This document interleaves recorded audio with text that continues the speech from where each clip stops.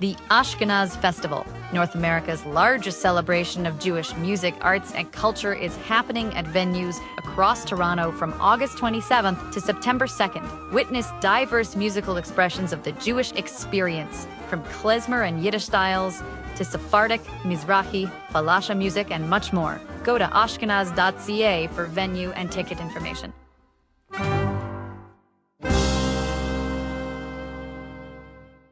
I applaud interfaith relationships between a rabbi and a pastor, but that's only part of the work.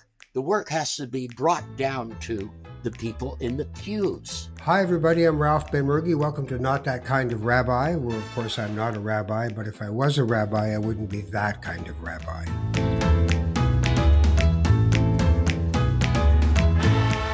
And by the way, most rabbis, when I say that, go, well, what kind of rabbi are you talking about? Suspicious that I'm actually sideswiping them, but I'm not.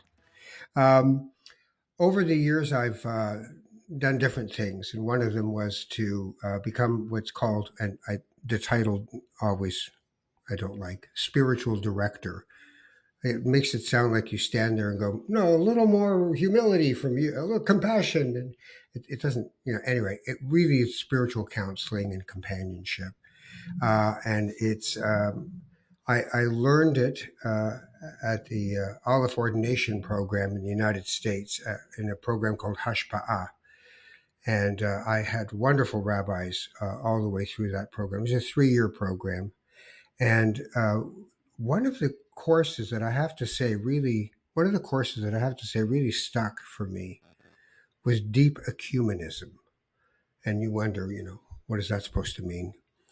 I guess one of the reasons it really stuck with me is because years before that, I had interviewed on television Matthew Fox. And Matthew Fox is one of the inspirations for the present course of what deep ecumenism has become, as is Heschel and Reb Zalman Schachter Shalomi. And my guest today is going to be the one who is carrying on that tradition. But I just wanted to say that with Matthew Fox, he'd been excommunicated from the Catholic Church. The charge was basically against him was that he had said that he believed the church had devolved into Jesusology, that it had become all about Jesus, and that it wasn't about the creation anymore.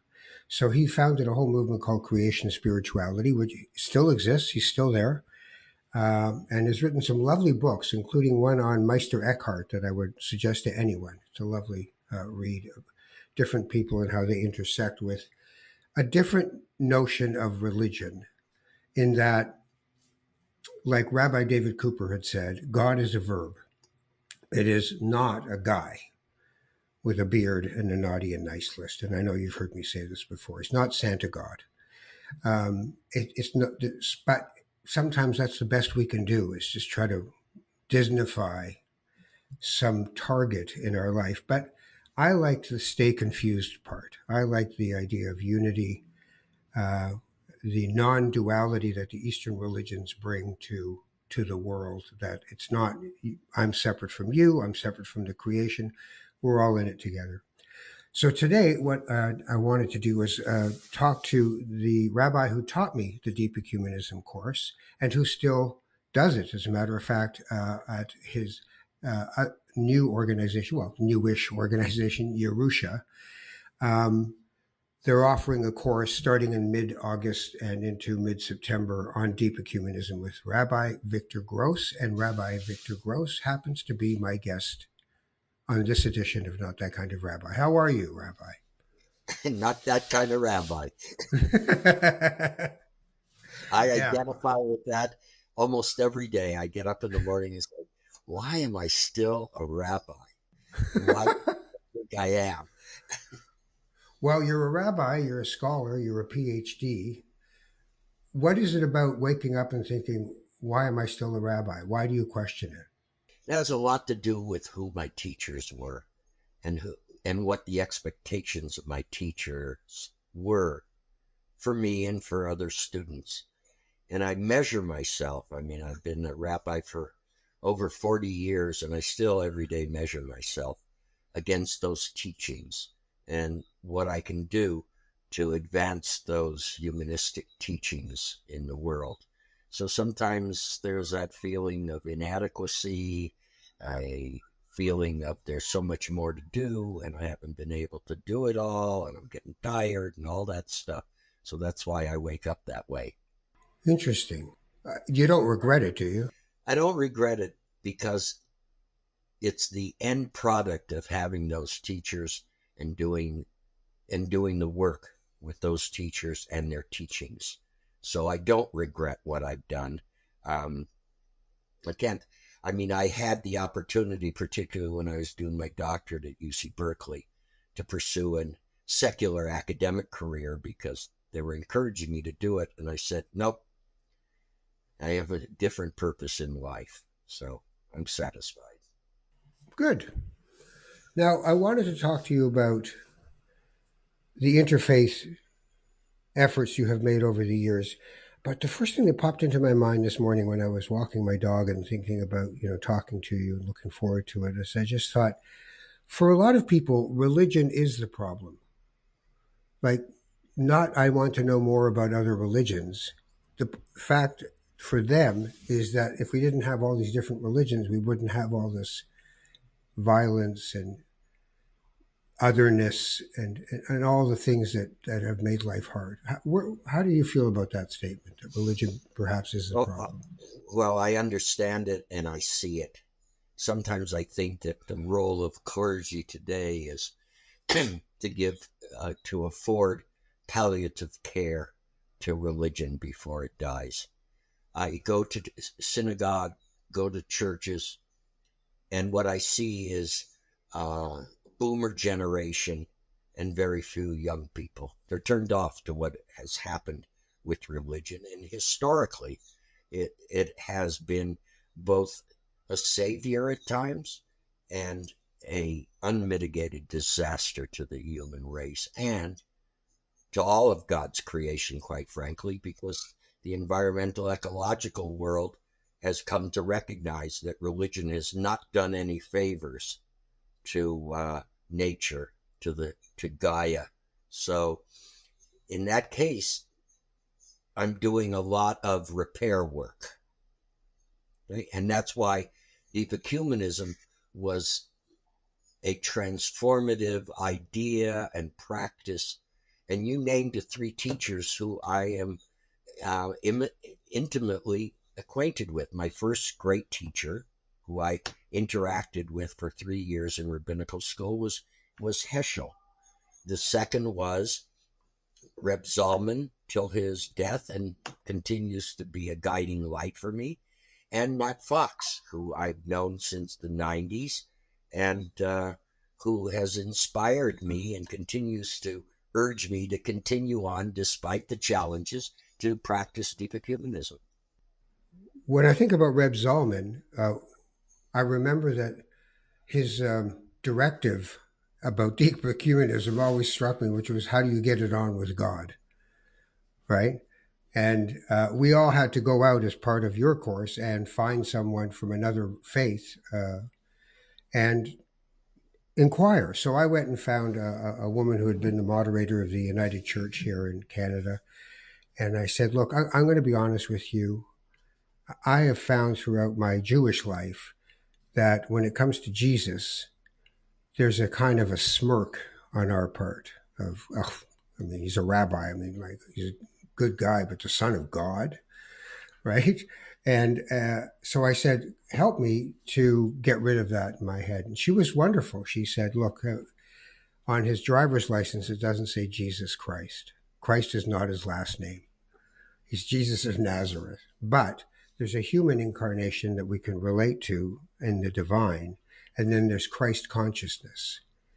And that is where we all meet in a universal appreciation of what happens in what we call this life and what is happening in the universe and the perpetual creation of it. So I love that one. Tell me, when you're teaching and sharing with students, what are you wanting them to understand, and how are you doing it?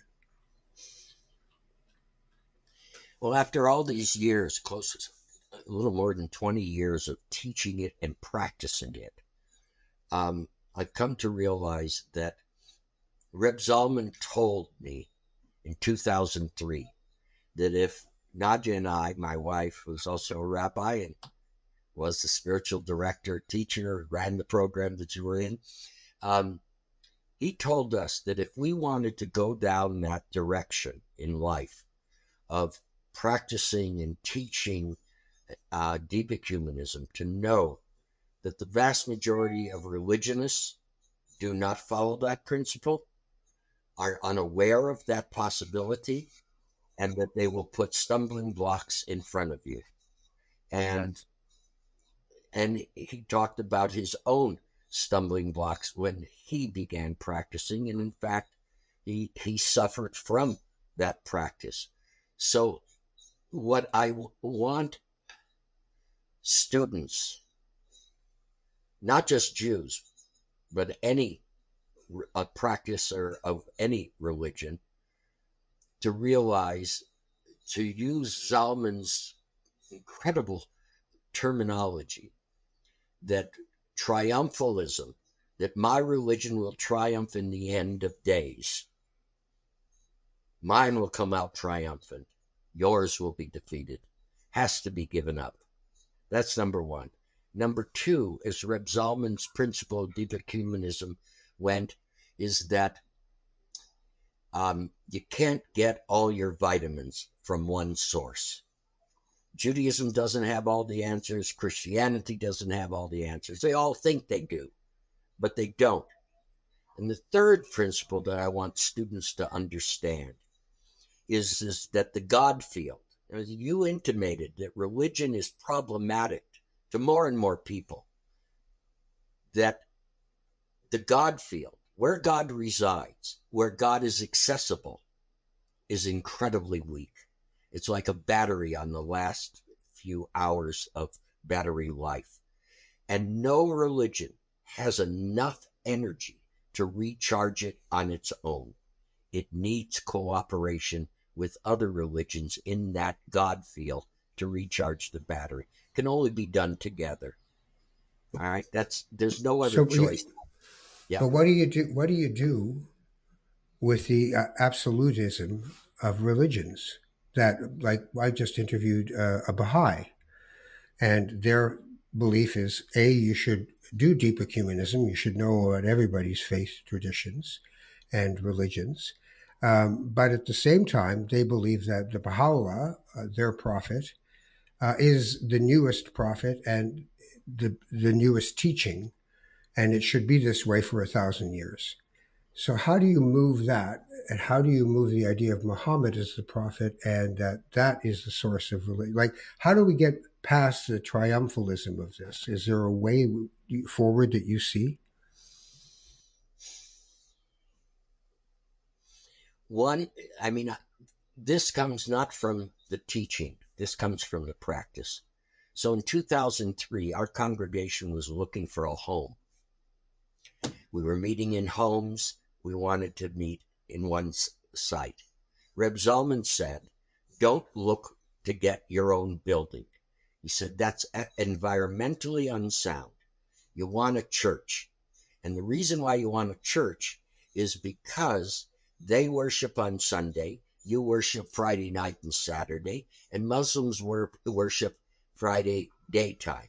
So it's an environmentally great idea of usage of a building. It's a wonderful insight. So we began looking for a place to rent. And we only asked two questions. And this was an ecumenical two questions. One, are you an open and affirming congregation? Because we had LGBTQ plus congregants. Second question, if it is your dogma to preach to the Jews for conversion, could you give it up while we rent? And we had wonderful responses. Everybody was honest. Many of them said the second one was a difficulty.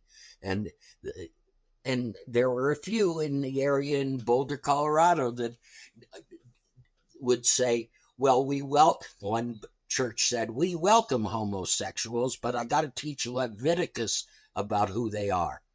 So we finally went to the last place on our list. And we walked in, and the pastors came out and greeted us with the following statement: we're not looking for renters.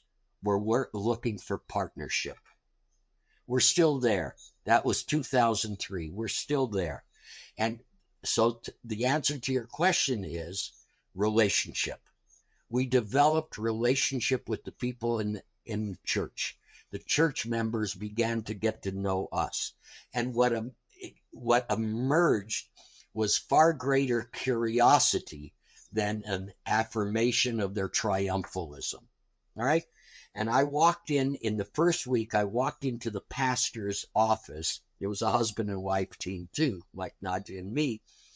And I said, let me run this by you, because I had no idea where his theology was. I said, Pastor Larry, if the Messiah comes tomorrow and it's Jesus, then the Jews were wrong for over 2,000 years. But if the Messiah comes and it's not Jesus, then you guys were misled and hoodwinked for 2,000 years.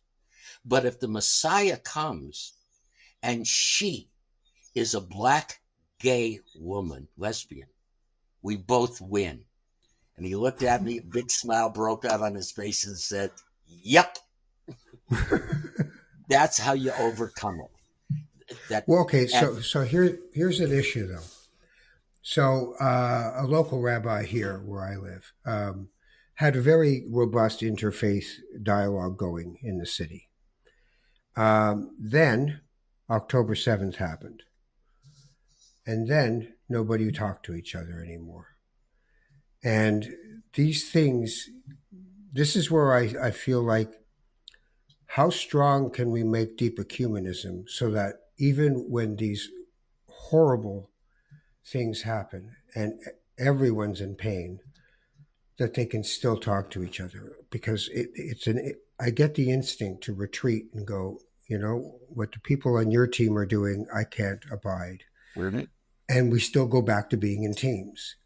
So is there a bridge that you can create? Is there a universalism that you can tap into that would allow people to supersede that, to go, no, here's our higher order, here's our higher calling, let's stick together? So I start from the premise of a statement made by Maury in Tuesday with Maury. He said, we'll either come to love one another or we will surely perish. So that's the starting point. And the emphasis is on love. So how do you achieve that? All right. The first, as you're pointing out, using in extremis, is acknowledge the other's pain. All right. One of the things that I picked up is in all the horrors of over 200 days of the war in Gaza, is that people forget how it started. All right? How it started caused such unrelenting pain. It aroused a memory of the Holocaust, of genocide, all those things. And so people's reaction to it, I get the reaction. I don't approve of the action. Reb Zalman said once about forgiveness. He said, you can forgive, but you don't have to approve of the action. All right? So that's the starting point. I'll give you an example where success happens. When that horrifying massacre took place at the synagogue in Pittsburgh, was on a Sabbath. We had services at our synagogue, which is housed in the church. We refer to it as a church of synagogue or a synagogue, depending. And we walked in, and one of the church members was on a ladder replacing a bulb. He saw Nadia and me walk in, and he climbed down from the stairs, from the ladder, walked over to both of us. And we knew him, but not that well. And he put out his hands like this and he said, "I'm deeply sorry for the tragedy that happened to your people." I loved that man immediately, because whatever he was as a Christian, he was expressing his Christian values of love for others. So that's the only way it's going to be overcome. I mean, can you dialogue with some of these people who just spew hatred? Not immediately. No. All right. So it's really tough, especially in the environment that I know exists both in the United States and more in Canada, that there is this going instantly to the reptilian part of the brain and reactivity. And hatred is such a wonderful feeling for these people. All right. It's far more generative than other more positive things. So how do you get by it? Sometimes you almost feel like maybe we can weather the storm. Maybe we can't anymore. I'm not convinced we can weather the storm. That's why deep ecumenism, when we started doing this with the church, we said to Reb Zalman, who offered his support, and he would come whenever there was an occasion where his presence and his teachings would help with the church and us. I said to him, "Reb Zalman, in your lifetime, you have interacted and created relationships with people, leaders of all the religions, from Bishop Tutu to the Dalai Lama to Thich Nhat Hanh to Native American religious leaders. All these people you worked with and created this environment. But for good reasons, you didn't have the time to relate to the people in the pews. And that's what our work is. So you got to do it with the pews." I applaud interfaith relationships between a rabbi and a pastor, but that's only part of the work. The work has to be brought down to the people in the pews. And people who have a negative attitude towards religion, who don't come to church or synagogue or to the mosque, ought to find out about these relationships, because what they know is the breeding of hatred throughout history by religions. That's my best answer.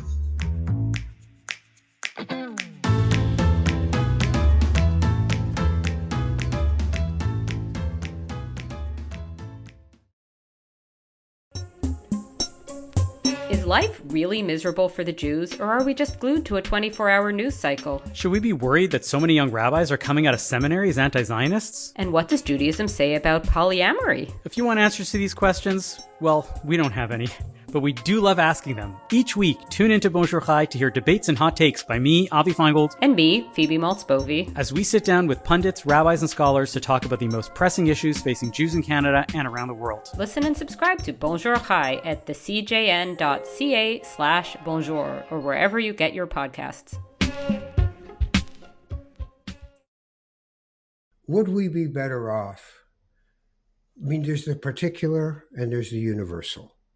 And in the particular, we glom ourselves onto geolocation, we glom ourselves onto traditions of a certain custom.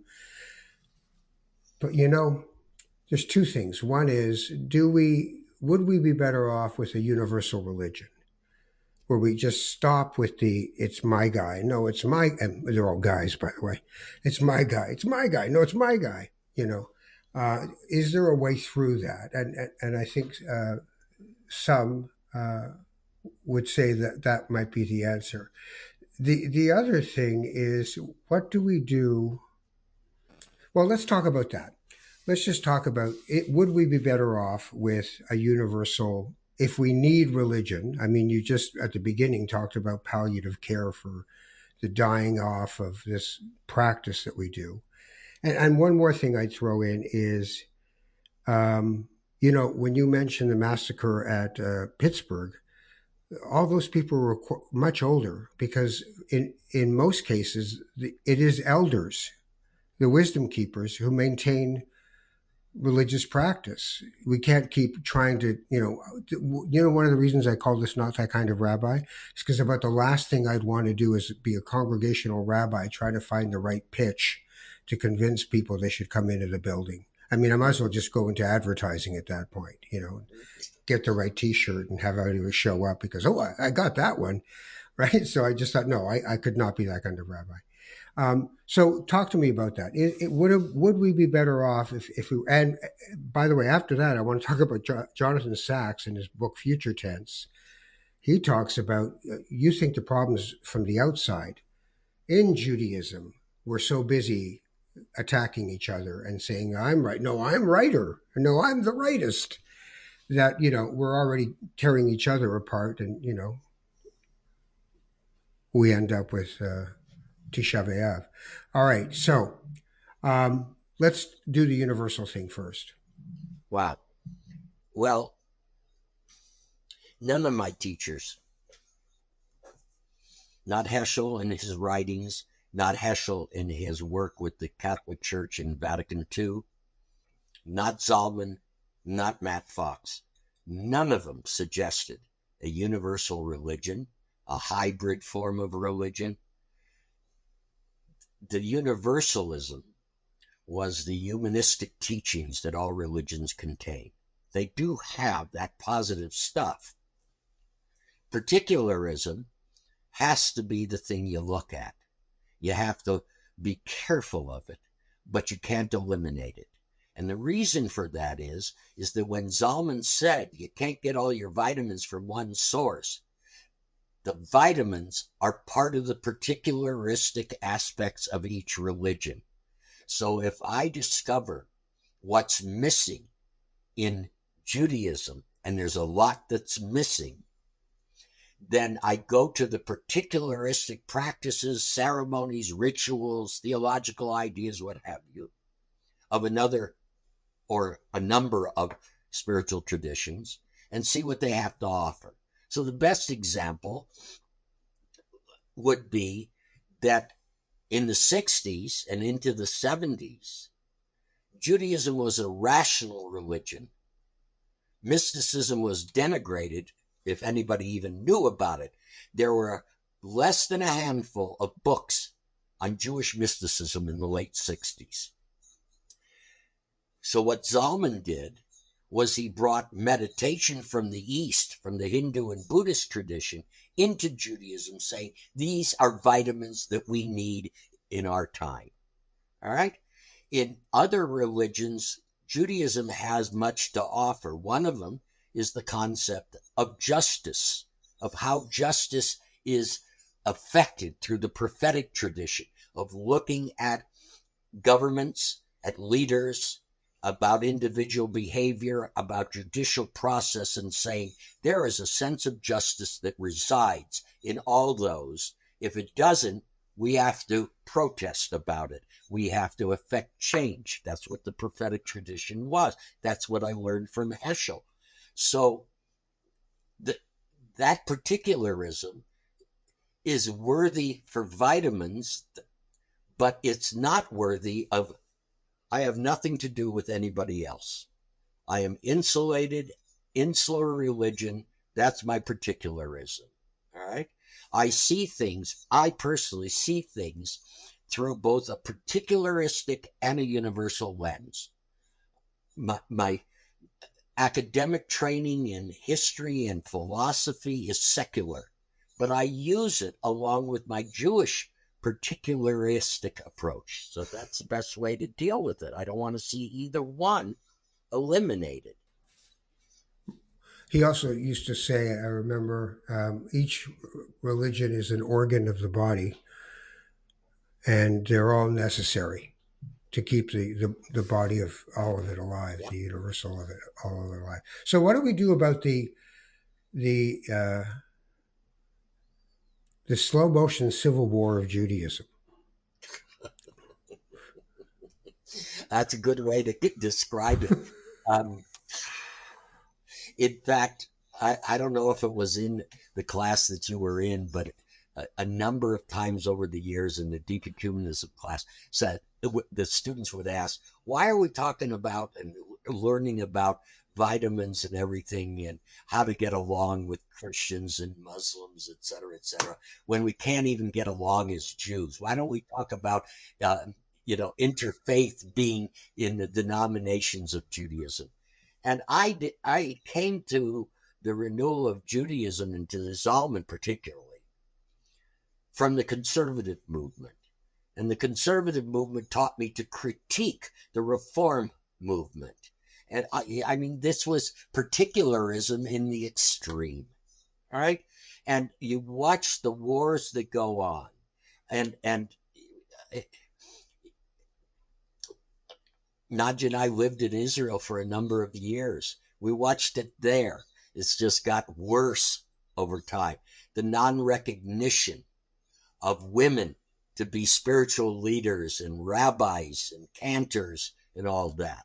It's still not accepted in the Orthodox world.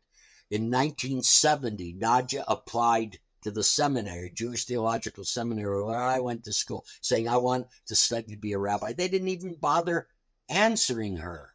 All right. So these internecine battles that go on, as you said, Tisha B'Av is a recognition time, a holy day to say, "Oh, goodness, we destroy ourselves from inside faster than the outside."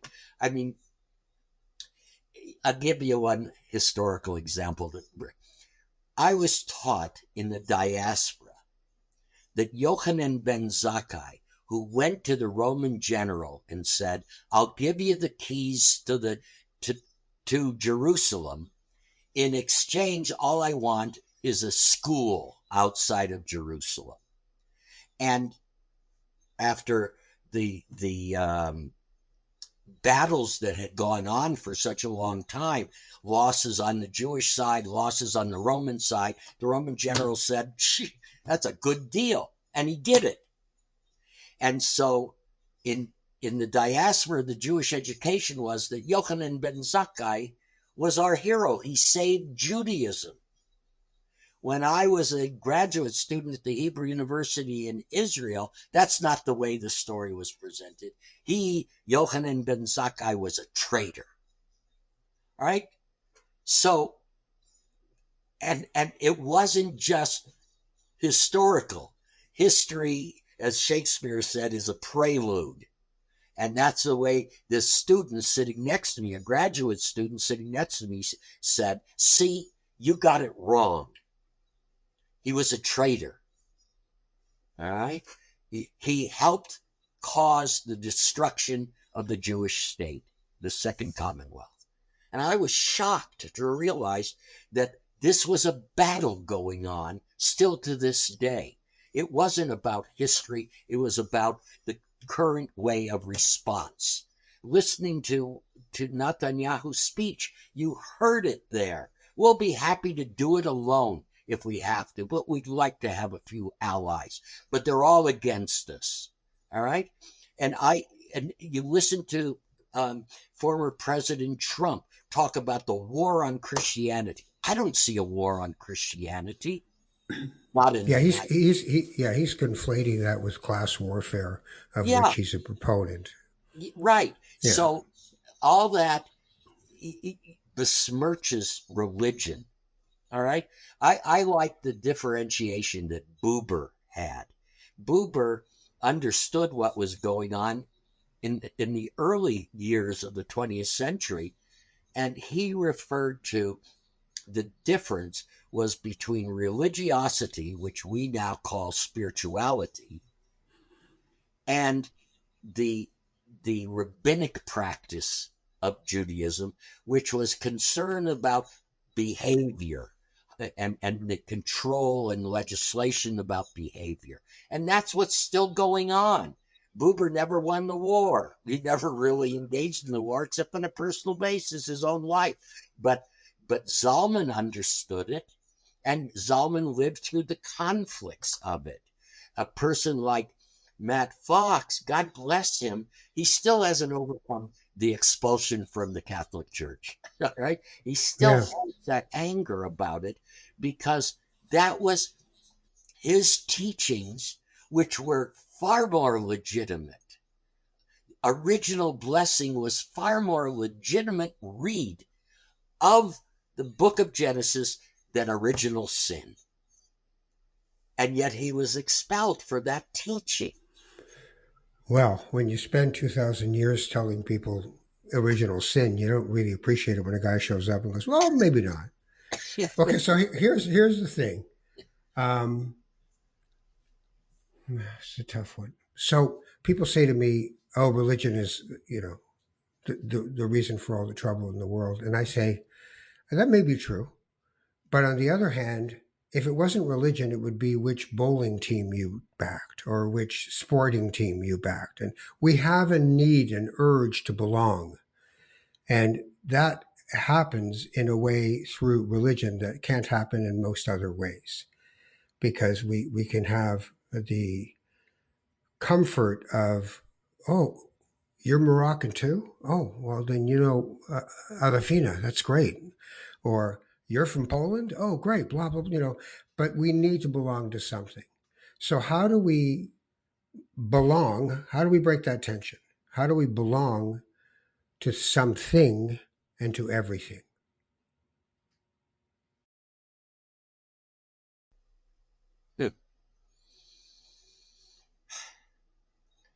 I mean, I would start. Matt Fox likes to talk about via negativa and via positiva. And so I like to start from via negativa and see what positiva and the other ones, creativa, have to offer, and via transformativa, and say what's missing. What's missing in society is a sense of responsibility for everything else that exists. What is missing is a sense of community, of belonging to something beyond the singular. All right? There's a sense of lack of meaning. That is why Viktor Frankl was a major influence in my life to this day in the search for meaning.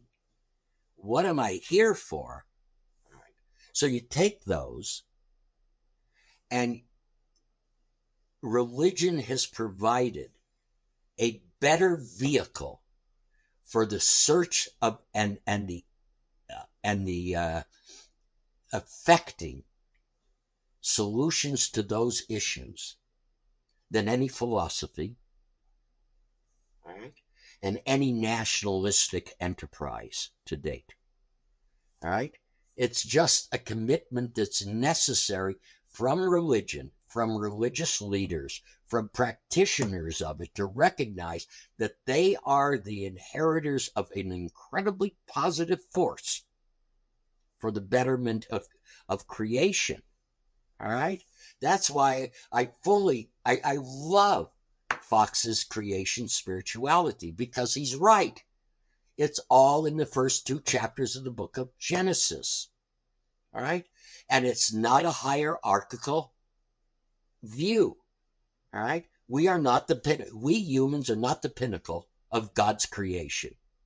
And when we realize that and begin to teach and to act in such a way to model that behavior, to model the more decent way of looking at the other, including animals, including fauna, including trees, including all those things, we'll be better off. And I think that religion is a very adequate vessel to do that. I don't know of any other more complete vessel to put. I call it a fitness program.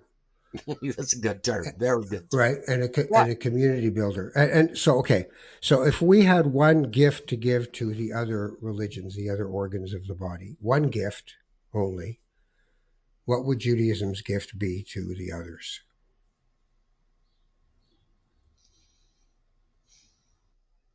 I'm going to side with Heschel's emphasis. He didn't put it exactly this way, but I got his emphasis. Judaism cares about orphans and widows and the poor. We're going to be judged by how we deal with those people. But I'd expand it to how we treat the world, how we treat creation. That's what Judaism was all about. That's what the prophetic tradition was all about. And it still has a powerful message when we recognize that all of creation is God's concern. That's what Heschel said when he titled his book, God in Search of Man, or God in Search of Humanity. He explained it as saying that was his purpose. He's waiting for us to show up. If we're endowed with power, then use the power to ensure that creation is benefited from our presence. If not, then God is deeply disappointed. So we end up in a Saturday with a rabbi at the Bima giving a talk, and it drives me nuts half the time because we end up talking about God as a person. God was angry with us. God was happy with us. God made us do this. God spoke to us, and people are sitting there going, "What does this have to do with me?" And then kids, by the time they're adolescent, they just turn around and go, "There's a bunch of fairy tales and magical thinking." So we end up losing all kinds of people all through the religions. So I do worry about it. Tell folks when your next course on deep ecumenism is and how people can get in touch with you. The best thing to do is to go to Yerusha, YERUSHA.org, and see what the courses are that are being offered this summer. We particularly are emphasizing deep ecumenism and from aging to saging, which was one of Reb Zalman's great, really secular contributions to society, is a new gerontology model rather than warehousing and forgetting that we exist and looking at us as people who have a great deal to offer and a great deal to learn about life in the last part of our lives. So that's the best way to do it. And I'll be teaching a 6 sessions starting in August on deep ecumenism. And it's the tuition is make a contribution. We're not asking for a specific amount. We just want to spread the Torah or the gospel of deep ecumenism. Amen, brother. Amen. Amen. That's right. Well, thank you, Rabbi. I really appreciate you taking this time with me. And it's so wonderful to reconnect after too long. We just picked up from where we left off. That's what friends. Well, my love to Reb Nadia, and I hope people find a way to get some of the wisdom and teaching that you both have. Great. Thank you, and wish you the best. Thank you. Rabbi Victor Gross in Boulder, Colorado, and Yerusha.org is where you can find what they do. And I'm Ralph Ben-Murgy. This is Not That Kind of Rabbi on the CJN Podcast Network. I hope that you're well and thriving in whatever it is you're doing with your life. And let's keep our hearts open while we think of the other, because it's over 30 times in Torah where we are asked and compelled to love the stranger as we love ourselves. So maybe we love ourselves a bit more and certainly try to love the stranger a bit more. Curiosity seems to be a good salve on that one, I think. Take care of each other. We'll see you soon. Bye-bye.